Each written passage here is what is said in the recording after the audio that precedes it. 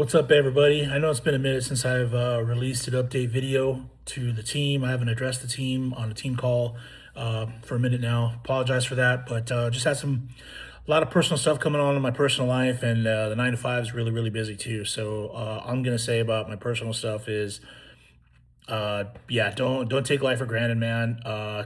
Tell people how you feel. Don't go to sleep mad, and just yeah, man. Life's a short trip, man. So just enjoy it and don't do anything that doesn't bring you absolute joy. Take that for what you will, man. That's all I'm gonna say about that. But that being said, my focus now is coming back to being normal, if that's even possible. Getting back into the swing of things. Yeah, man. The team's grown faster and bigger than I ever anticipated when I took this on. And that's a good problem to have. Uh, the focus of this team has always been to be a more hands-on personal approach. But as a team grows, so do the problems. And that's kind of where I'm at right now. So yeah, I've gotten a lot of messages from people saying, "Man, it's awesome. I'd love to do what you do, be able to be in your garage, packing RC parts, doing that whole thing." And I just respond, "Man, I appreciate that, but it's not all it's cracked up to be sometimes. And be careful what you wish for, man, because you definitely complicate your life in areas where you didn't need to complicate it." That being said, it's a labor of love, man. I do it because I love RC. I love hanging out with the team. I love hanging out with the guys. We have a good time when we go out. Yeah, man, and we keep the circle small for a reason. Um, like they say, I'd rather have 4 quarters than 100 pennies. That's so true in life and definitely true in RC. True friends are really hard to come by. And when we find them, we hang on to them, and yeah, we keep our circle small because that's how we roll. So yeah, man. So the challenges lately have been more on the shipping side. I'm ordering more often, and with the current climate, with shipping and all the conflicts in the Middle East, and everybody's raising the prices because the cost of fuel is going up. I had to find ways to make it financially viable to do what we do, so that I don't impact pricing to the end user. Sometimes that's just impossible to do. So what I did is I went to another carrier for getting parts here from Italy to the U.S. Ordinarily, that's not a problem, but for some reason, ordering parts, there's so many different materials, so many different material codes and paperwork that's got to be filed with all the different parts in a shipment. So when you have a restock shipment that's got composites, aluminum, steel, regulations, they want to know everything. How much is anyway? It's a lot goes into getting stuff here from importing stuff from out of the country, not just Italy. I'm sure people coming from China, Taiwan, wherever have to deal with the same stuff, man. So some of that stuff's out of my control. I get frustrated at times, and I don't mean to focus my frustration to any one group of people or people that are just trying to do their job. That's not what I'm getting at. It's the people that make decisions for everybody else. These people, a lot of times, have never really had to deal with the problems that they're creating, but that's why to them it's not a big deal. But for me, it's been an issue. I take it upon myself to try to do everything that I can do to make this as seamless as possible. But sometimes things happen, they're out of my control, and we're not the only ones that have these problems. But for whatever reason, yeah, it comes at me the way it does, man. So I just wanted to apologize to anybody that had a delay in getting some parts that they were waiting for. Like I said, I try to restock as much as I can based on sales, and make sure that I order the parts that are the ones being ordered more continuously. And here's the thing, like a lot of times the parts that I'm ordering are just parts that get weathered. Especially out here in California, the tracks are so abrasive. Um, the parts just take a beating. They don't necessarily break. They just wear to the point where you got a lot of excessive play, which you don't want your car to be all bound up, but at the same time you don't want the thing to have all kinds of slop either. So yeah, so it's hard to know what parts to order, how many to order.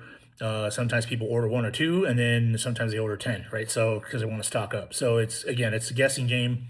I try to bring the best practices of what I do for a living to this, to try to like forecast and do that kind of stuff. But it just has always worked that way. RC is not like any other business, any other hobby. Yeah, so that is what it is.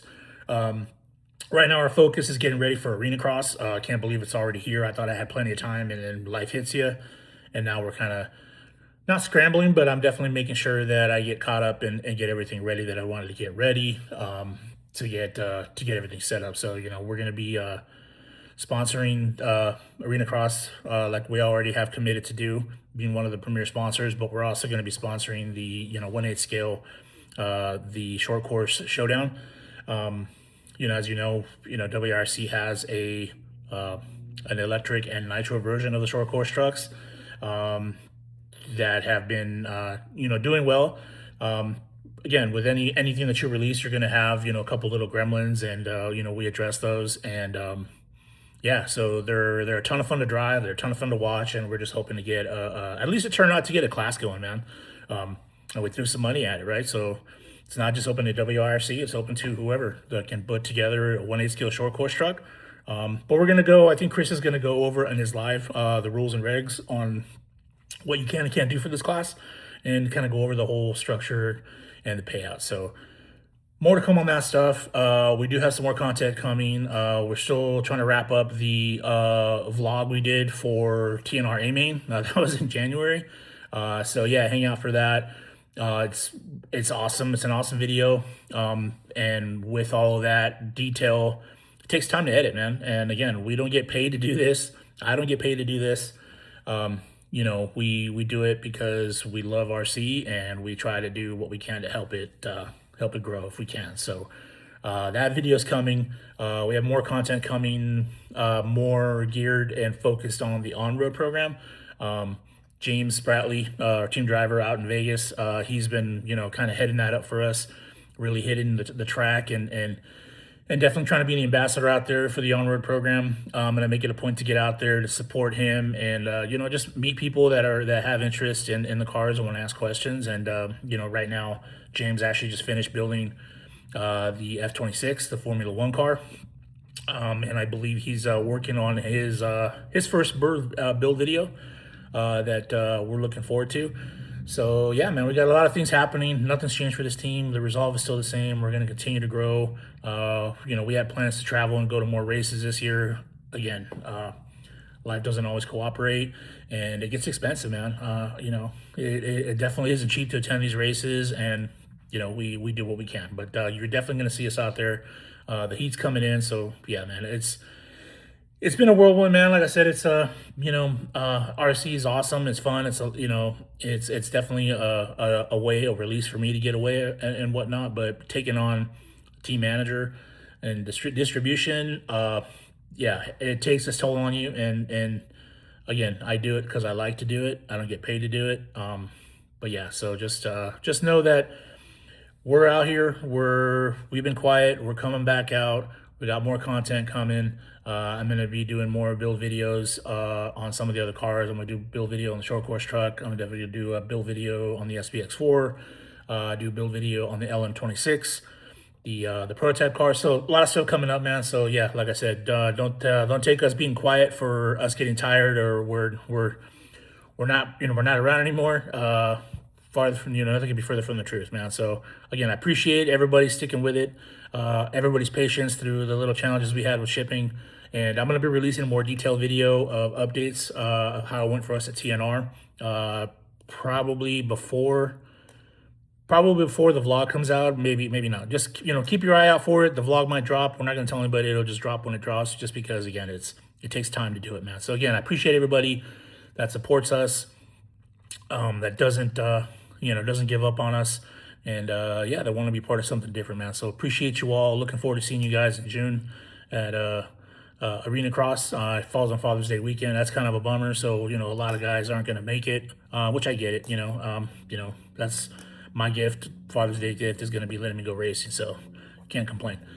Anyway, this went longer than I anticipated, man. I'm really sorry about that. So again, look for a more updated video to my team. We're going to get back at it. We're going to do a team call pretty soon here. We got some other updates to give you guys.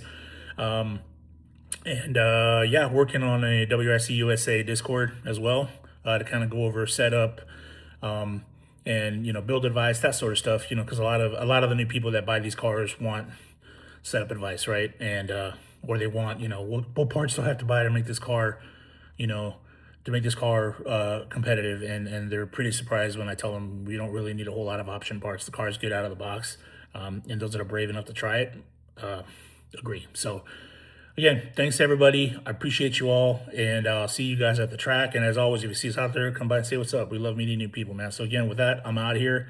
I got to get back to you in the 9 to 5, man. So I'll see you guys out there.